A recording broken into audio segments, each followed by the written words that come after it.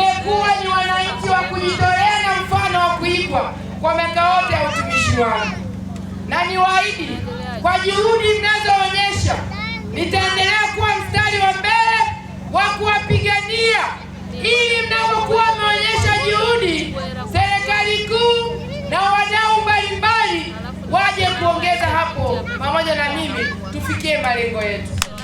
Niwahakikishie nimeshaomba shilingi milioni 250.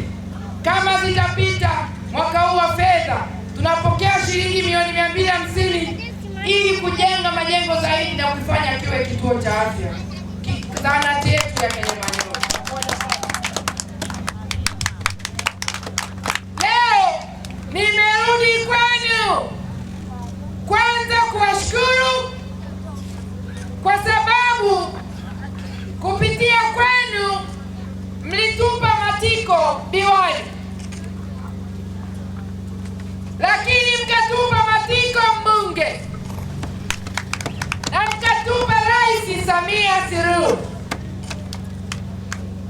Kwa hiyo katika kuelezea siku 100 yale ambayo yametendeka baada ya imani yenu kwa Chama cha Mapinduzi, kasema siku ya 4 ya ziara yangu ya kupita kwenye kata zote 8 kutoa shukrani, kueleza yanayotekelezwa, kuchukua changamoto, kushauriana na kwenda kuzifanyia kazi, dhima kuu ikiwa kuhakikisha tunaleta maendeleo chanya ndani ya jimbo la Tarime mjini, ndani ya kata ya Kenyamanyori. Na ndio maana leo tumekuja hapa, madiwani wote, watendaji wa halmashauri wote, viongozi wa kata ya Kenyamanyori, watendaji wako hapa, lakini na viongozi wa Chama cha Mapinduzi, kwa sababu tunatekeleza ilani ya Chama cha Mapinduzi,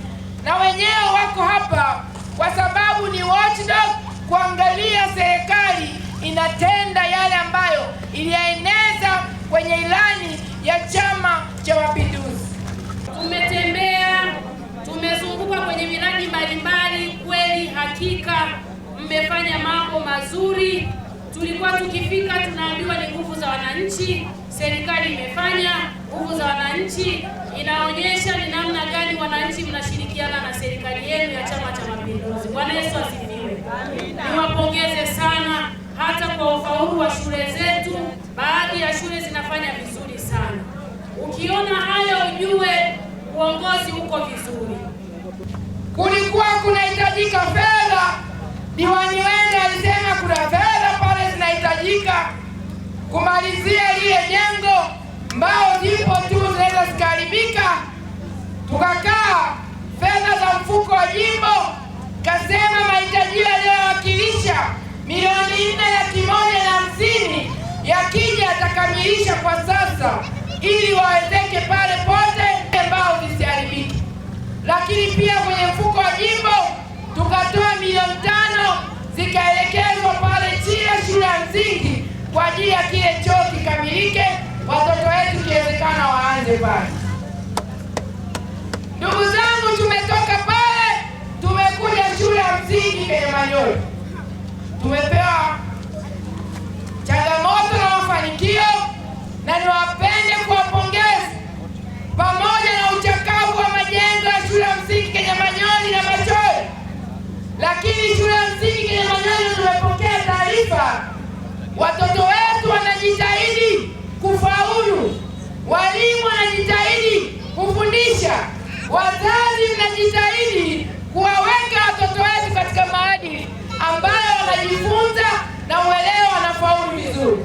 Jukumu limebaki kwetu, mwenyekiti wa mitaa, diwani, mbunge, pia na serikali kuu, kuhakikisha tunaboresha mazingira ya shule yetu ya msingi Kenyamanyori na Machoe ili yawe bora zaidi kwa watoto wetu kukaa sehemu imara, nzuri, na miundombinu bora kabisa, na walimu wetu kufundishia kwenye miundombinu bora kabisa.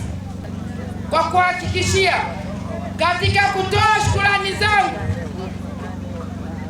ni kwamba tutahakikisha tunaboresha sekta zote: elimu, afya, maji, miundombinu ya barabara, umeme, kuinuana kiuchumi wananchi na mengine mengi kwa kadri ambavyo tutashauriana.